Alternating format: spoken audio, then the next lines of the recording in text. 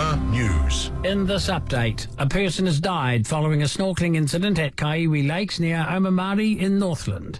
Emergency services were notified about 3 o'clock this afternoon. The person was found unresponsive in the water and taken ashore but could not be revived. One of the Australian victims who died following the Whakaari White Island volcano blast has been named as Sydney father Chris Kozad. The 43-year-old was celebrating his 20th wedding anniversary with his family on the Ovation of the Seas cruise ship when disaster struck. He was evacuated from the incident and died 5 days later, becoming the 16th death. The official death toll is now 19. A shark sighting at Orewa Beach on Auckland's North Shore has forced Christmas Day beachgoers to swim somewhere else. Save Swim issued a swimming not advised warning at Red Beach, Orewa and Hatfields beaches earlier today, but has since lifted it. Surf Life Saving Northern Region Duty Officer Dan Short says the warning followed multiple sightings of a 2-metre-long shark offshore. He says while it is now safe to swim, it is still something people need to be mindful of. Lifeguards will be keeping an eye out and being as proactive as they possibly can, but again, they are always there. It's just whether or not we notice them, and most of the time they pose no threat. Cooler conditions are keeping fire danger to a minimum in New South Wales. There's been rain in coastal New South Wales north of Newcastle today, and Sydney's had a 50% chance of rain and a maximum of 26 degrees. Easterly winds are shifting lingering haze over the city. Most of coastal New South Wales is under low to moderate fire risk, while only one region, which is the northwestern, is deemed as at being of a very high risk. Domestic violence victims who want to stay with their partners won't be judged. Women's Refuge helps couples who wish to stay together as well as women who want to leave. Anyone who feels unsafe in their relationship during the Christmas period should call 0800 Refuge. Chief Executive Dr. Ange Jury says many women love their partners and just want the abuse to stop. But yeah, we're not going to criticise anybody for their choices. People's choices are theirs, and we're there to actually empower women. The engineer and entrepreneur who helped launch the age of the personal computer has died in California at 82. In 1974, Chuck Peddle and several other engineers were designing a new silicon chip at the Motorola Corp in Phoenix when the company sent him a letter demanding that he shut the project down.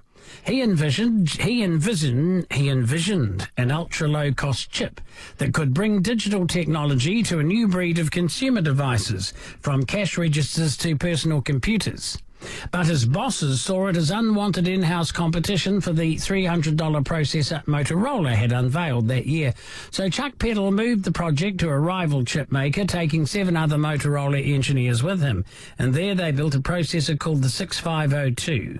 Priced at $25, this chip soon powered the first big wave of personal computers in the US and Britain, including Apple II. In sports news, Christmas Day for the Black Caps this year consists of training, photographs, lunch and presents. They're preparing for tomorrow's Boxing Day test at the Melbourne Cricket Ground, their first Boxing Day test at that ground in 32 years. But Captain Kane Williamson says it's great to be able to have lunch, open presents and be with their families. A T-shirt with my dog on it, actually. I think that was a jokey present. Some cologne. I don't know if that was a message in that either. The opening day of the traditional fixture is almost sold out, with more than 16,000 Kiwis making the trip over there to support their fellow New Zealanders.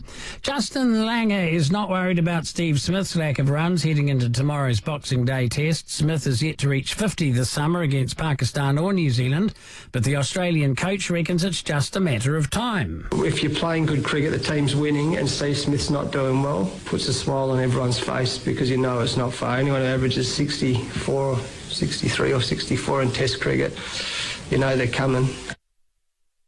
The Australians take a 1-0 lead into Game 2. Tottenham have banned a supporter who was identified for throwing a cup at Chelsea goalkeeper Kepa Arrizabalaga in Sunday's ill-tempered English Premier League clash. A number of incidents marred Chelsea's 2-0 win at the Tottenham Hotspur Stadium, with claims of racist abuse against Blues defender Antonio Rudiger. While Spurs said on Monday their investigation into that particular flashpoint has so far proved inconclusive, the club acted swiftly to ban a supporter who aimed a missile at Arrizabalaga. We can confirm firm. They said, we've identified and issued an immediate ban to the individual responsible for throwing a cup at the Chelsea goalkeeper during Sunday's Premier League home fixture. That's news and sport. I'm Bruce Russell. In sport, cricket, Australian batsman Matthew Wade has little animosity toward the Black Caps, despite a likely game plan of short-pitched bowling from the Kiwis in the Boxing Day test. Like the series opener in Perth, aggressive field settings and bounces are said to be a heavy part of the New Zealand attack. Wade says it's part of the game, and his team will certainly return the favour. In tennis, tournament director Carl Budge is hopeful world number 5 Bianca Andreescu will return to Auckland's ASB Women's Classic next summer. The 19-year-old US Open champ has pulled out of next month's tournament with a knee injury. She made the final in January as a qualifier and went on to have a breakout year. And Budge says this doesn't mean Andreescu won't be back in the future. That's sport. I'm Tony Doe. OK, Boomer.